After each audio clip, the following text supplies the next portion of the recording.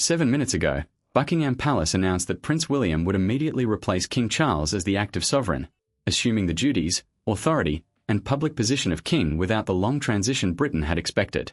Inside the palace, disbelief moved faster than the official statement itself. Before we go deeper into what this really means for the royal family, make sure to subscribe so you don't miss a single update. Buckingham Palace released a directive transferring the active powers and responsibilities of the crown from Charles to William. A proclamation is a declaration carrying royal authority. And this one did not promise a future abdication or distant succession ceremony. It declared that the change had already begun. Government briefings, military commands, state papers, diplomatic messages, and palace operations now had to recognize a new sovereign without the months of preparation that prevent confusion. Charles received the final record inside his private sitting room. He read the first page once, then again slowly. The king did not argue. He placed the paper carefully on the table and stared at his signature beneath the closing words. That gesture carried more pain than any speech because the monarch was not merely surrendering duties.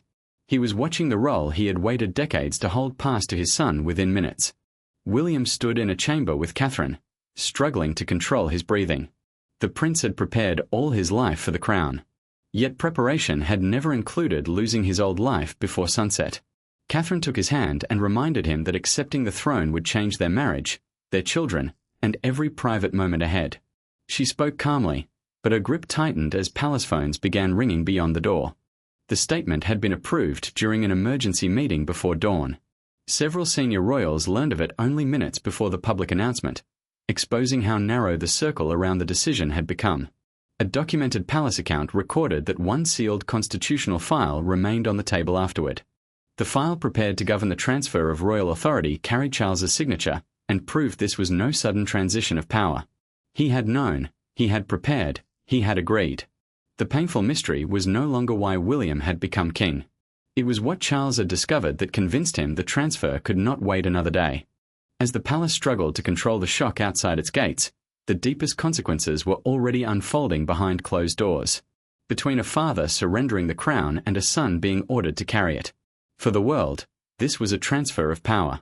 For Charles and William, it was the breaking of a relationship that had always been shaped by destiny. One man had spent most of his life waiting to become king. The other had spent his life preparing for a future he believed was still years away. Now that future had arrived without mercy, forcing both men to confront everything the crown had demanded from them. Charles stood alone beside the window after the last member of staff left the room. 4 decades, he had lived as heir, waiting through changing governments, family crises, and the long shadow of his mother's reign. When he finally became king, he had hoped to build a legacy around duty, modernization, and national service. Kingship meant serving as head of state, the person responsible for carrying out the monarchy's constitutional and public duties. Now those duties had shifted away from him almost as quickly as they had arrived. The silence became unbearable. Charles understood that losing authority was only part of the pain. The deeper wound came from watching people lower their voices around him, afraid to say what they truly believed. He had once been the person every advisor turned toward. Now he felt like the one man in the room everyone wished to protect from the truth.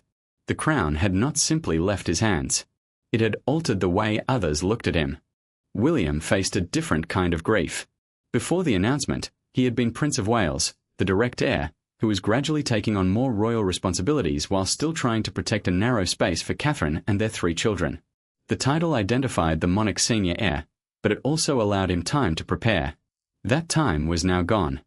William quietly told Catherine that George would watch his father disappear into the same institution that had shaped Charles. He feared the crown would begin taking from another generation before the family had recovered from what it had already demanded. Catherine listened without interrupting. She reminded him that their son would remember not only the burden placed upon his father, but how his father chose to carry it. Camilla learned the truth alone. She had not been present when Charles signed the final transfer document. According to a documented palace account, an aide entered her room, placed the statement before her, and stepped back without explanation.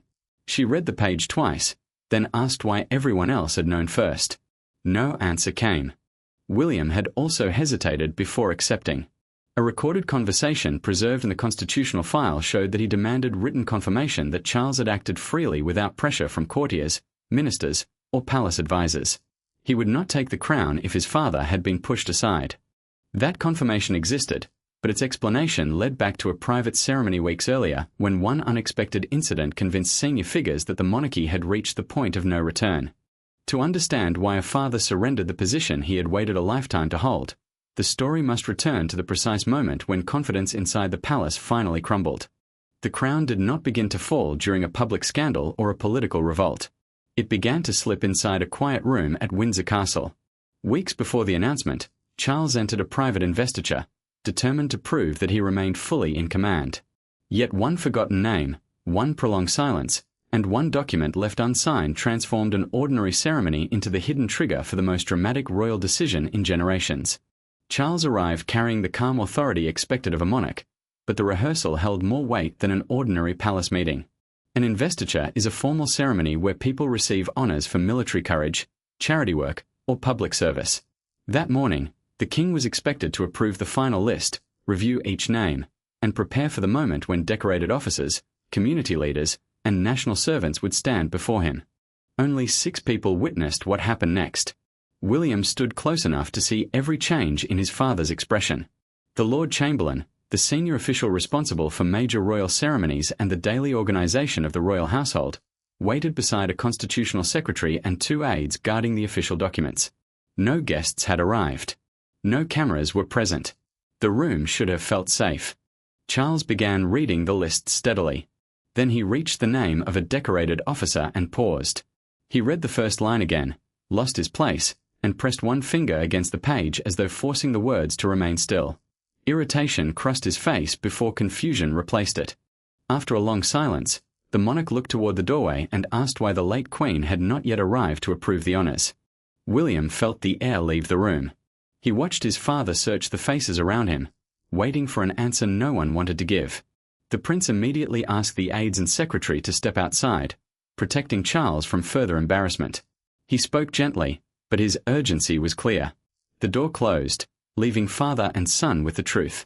Neither could escape. Charles lowered his voice once they were alone. In a private recorded conversation, later summarized inside the palace file, he admitted that this was not the first lapse. There had been forgotten briefings, repeated questions, and moments when official papers no longer seemed familiar.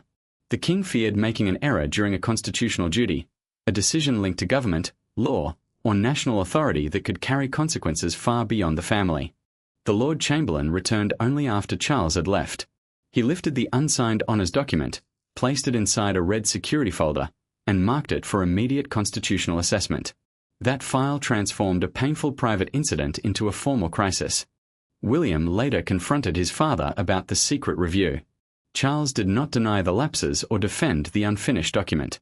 Instead, he looked directly at his son and demanded that he say aloud the decision both men were terrified to consider. The forgotten name at Windsor opened the door to a truth no one wished to face. But it was the confrontation between Charles and William that turned private fear into an irreversible decision. The most important argument in the modern monarchy happened with no cameras, no advisors, and no escape. Charles ordered William into his private library and closed the door himself. On the desk between them rested the red folder from Windsor. Neither man wanted to open it. Yet both understood that once the conversation began, they would no longer be speaking only as father and son. They would be deciding who could still carry the crown. Charles had requested the meeting after learning that his son had approached constitutional advisors in private. William had asked what would happen if the monarch temporarily or permanently transferred royal authority. Those advisors existed to protect the legal stability of the crown, not the feelings of the family. The sovereign's active duties included approving government business, receiving ministers, representing the state, and preserving continuity during a national emergency. One serious misstep could shake confidence far beyond the palace walls. The king pushed the red folder across the desk. His hand remained on it for a moment before he demanded an honest answer. Did William believe his father was no longer capable of reigning? The question struck harder than anger. It carried decades of waiting, sacrifice, and pride. Charles did not want reassurance from an heir. He wanted the truth from his son. William refused to use the word incapable. He said the Windsor incident did not erase his father's service or judgment, but protecting him from one public mistake could not justify risking the stability of the entire institution. The prince chose each word carefully, yet every sentence widened the distance between them. Charles turned away. His silence revealed how deeply the answer had affected him. The truth then broke open. In a recorded private conversation preserved by the Constitutional Secretary, Charles admitted that he had commissioned the transfer document himself after Windsor. A transfer document was the formal paper allowing royal authority to pass from one sovereign to another under the emergency plan. He had delayed signing because he kept hoping the confusion would never return. William opened the folder and found a date already written beside the final instructions.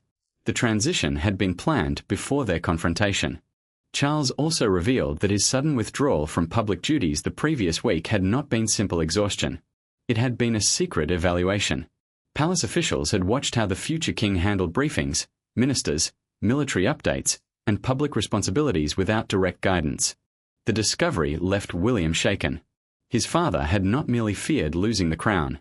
He had quietly measured whether his son was ready to take it. Charles lifted the pen, but the decision was still larger than either man. Another person controlled the official notices, government coordination, and ceremonial machinery needed to prevent chaos. The confrontation ended not with forgiveness, but with Charles lifting a pen, and before he could sign, the palace official holding the machinery of succession entered the room. Kings may wear the crown, but in moments of crisis, power often belongs to the person who controls the document beneath it. The Lord Chamberlain entered, carrying a second file, one that mapped every constitutional, ceremonial, and personal consequence of William's immediate rise. Charles looked exhausted. William remained standing. Between them was a decision that could preserve the monarchy or expose its deepest weakness to the world. The Lord Chamberlain placed the file beside the unsigned transfer document and opened it without ceremony. His office oversaw the royal household, controlled access to the sovereign, organized major state occasions, and coordinated palace departments during moments of change. That made him more than a court official in this room. He was the man responsible for turning one signature into a functioning new reign without allowing confusion to spread through government or the armed forces. The emergency plan was already complete. Government leaders would be informed first, military oaths would be updated, official communications rewritten, and royal websites changed within minutes. William would be presented immediately as king, while the coronation, the formal religious ceremony in which a monarch is crowned, would take place later. The crown could change hands before the public fully understood that the old reign had ended. The senior official looked directly at Charles, but his voice weakened before the hardest sentence.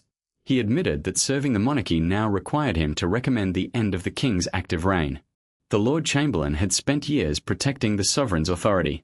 Now he was asking the man before him to surrender it. Charles did not interrupt. His silence forced the official to finish every painful word. Camilla entered after being summoned and stopped when she saw the open files. She quickly understood that everyone else had known more than she had. The Queen Consort, the monarch's wife who shares his public position but not his constitutional power, demanded to know how long the plan had existed. Her anger revealed a deeper fear. If Charles stepped back, she did not know whether her own place, influence, or future inside the palace would remain secure. The truth was already moving beyond the room. A documented government memorandum confirmed that a confidential continuity plan had been approved in advance. Ministers, military commanders, and senior officials were waiting for one signal. The palace announcement could be released within minutes of the signature. Charles then added one final request. William must describe the transfer publicly as an act of service, never as removal. The king would give up power, but he would not allow the world to believe his son had overthrown him. William accepted the condition with a quiet nod. Camilla looked toward her husband, but he had already lowered the pen. When the pen finally touched the page, the monarchy gained a new king.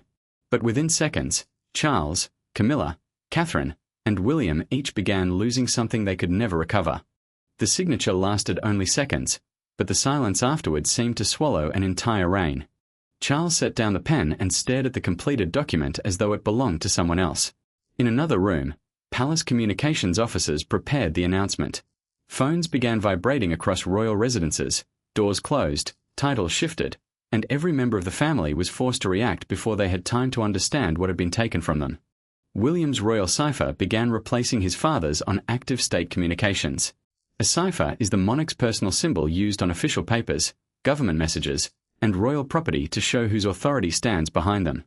Scheduled audiences were reassigned, ministers were redirected, and officials who had addressed him as Prince of Wales only hours earlier now called him king. The speed mattered because every delay risked confusion across government, the armed forces, and the wider Commonwealth. Charles remained a senior royal figure and former sovereign, but the constitutional power had left his hands. He could still advise, attend ceremonies, and speak as a respected public servant. Yet he no longer approved government business or controlled the daily duties of the crown. The loss was not ceremonial. It was immediate, personal, and irreversible. Camilla read the palace announcement alone in her private sitting room. She removed her glasses, looked toward the aide standing near the door, and asked whether her own title had already changed. The Queen Consort had shared the monarch's public position, but she had never held his constitutional authority. Now even that shared position felt uncertain. The aide hesitated, lowered his eyes, and left without answering. Catherine received the final confirmation while speaking with her children. George noticed the silence first. She paused, steadied her voice, and told him that his father had to leave immediately because the country needed him now. The words sounded simple, but she understood what they meant. William's new duty would not only reshape the monarchy, it would reach into their home and take time, privacy, and ordinary family moments with it. Charles refused the farewell address prepared by palace staff. According to a recorded briefing, he said he would not face the nation until he could speak without sounding defeated. The king had surrendered power willingly, but he was not yet ready to explain the pain of doing it. William opened the signed file and found a handwritten note from his father. Charles apologized for giving him the crown before he was ready and warned him never to let the palace isolate him from his children. The message cut through every layer of protocol. With the announcement racing across the world, William made his first decision as king. Not to summon ministers or courtiers, but to find the father now sitting behind a locked door. For the first time that day, there was no king in the room. Only a father who had stepped aside and a son terrified of what he had inherited. William dismissed the aides outside Charles's chamber and entered alone. No constitutional file separated them now. No courtier could soften their words. What followed was not a negotiation over power, but the private reckoning that decided whether the crown would divide them forever. William delayed his first formal briefing, even as ministers and palace officials waited for the new sovereign. A formal briefing is the private meeting where the monarch receives urgent government, security, and state information before making decisions. He knew the delay would raise concern, but he refused to begin his reign while his father sat alone, believing the crown had erased him. The closed door removed every shield. No secretaries shaped the language. No advisers softened the truth. No lawyers or ceremonial officers stood between them. Charles remained seated, his hands still, but his voice carried the strain of a man who had spent decades waiting for a role that ended before he was ready to release it.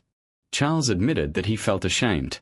In a private recorded account, later preserved by the constitutional secretary, the former sovereign confessed that watching William become king felt like seeing his own life continue without him. He had expected one day to prepare his son for succession. He had never imagined standing aside while still wanting more time to prove himself. William did not sit opposite his father. He knelt beside the chair, lowering himself until they faced one another without distance or rank. The new monarch said he would accept the crown, but he would not accept the idea that Charles had fallen short. He refused to erase the years of service, the reforms, and the sacrifices that had shaped his father's reign simply because its ending had come too soon. Charles then revealed the final purpose of the readiness test. He had wanted to know whether his son would protect the monarchy, even if doing so damaged their relationship. The test was cruel because the duty was cruel. William had passed only by choosing national stability over his father's pride. William answered with a promise that changed the meaning of the moment. He said the monarchy would survive only if it stopped demanding emotional silence from the people trapped inside it. His reign would not pretend strength meant hiding fear, pain, or weakness behind palace walls. Charles reached for his son's hand. Nothing was fully healed, but the crown no longer stood between them like a barrier.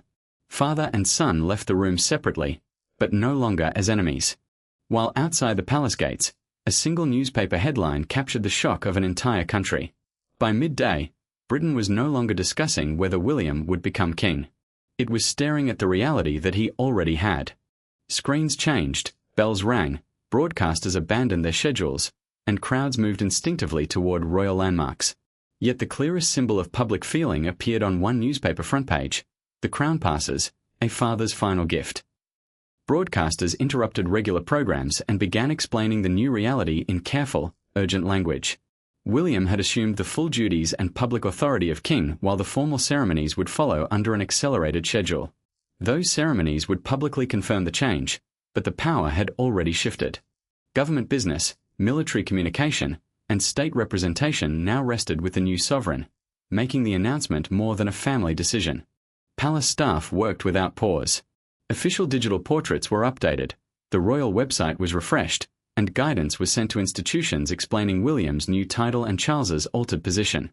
The change mattered because every court, embassy, military office, and public body needed to know whose authority now stood behind royal orders. One wrong title or outdated document could deepen the confusion already spreading across the country.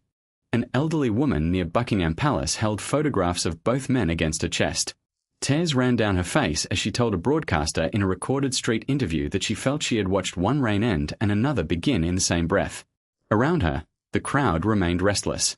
Some cheered William. Others whispered about Charles. The emotion was not simple celebration. It was grief, hope, and shock colliding in public. Catherine stood alone inside Kensington Palace before joining her husband. She could hear the cheering beyond the gates, but she understood what that sound truly meant. Their family's former life had ended. The princess had spent years helping William prepare for the future. Yet preparation had never included losing their privacy in a single morning. When she finally entered the room, the new king looked at her as though asking whether they were ready. Neither pretended they were. Charles then approved the release of a short recorded message. In it, he confirmed that the transfer had been his own decision, ending speculation that he had opposed William's accession or been removed against his will. His voice remained steady, but the pauses revealed the weight of the moment. William surprised his advisers by revising his first address. He insisted on honoring his father directly and admitting that the transition carried personal sorrow alongside national duty. As the cameras turned toward the new sovereign, William stepped forward, carrying his father's warning, his family's fears, and one final responsibility: to tell the nation what this extraordinary day truly meant. William's first words as king did not celebrate victory, power, or destiny. They honored the man who had just surrendered all three. Standing before the nation, he described Charles's decision as an act of courage made in service to the crown. Behind the formal language was a deeper truth. The monarchy had survived because a father recognized his limit, and a son accepted a burden neither of them wanted to face so soon. William formally confirmed that he had accepted the responsibilities of king.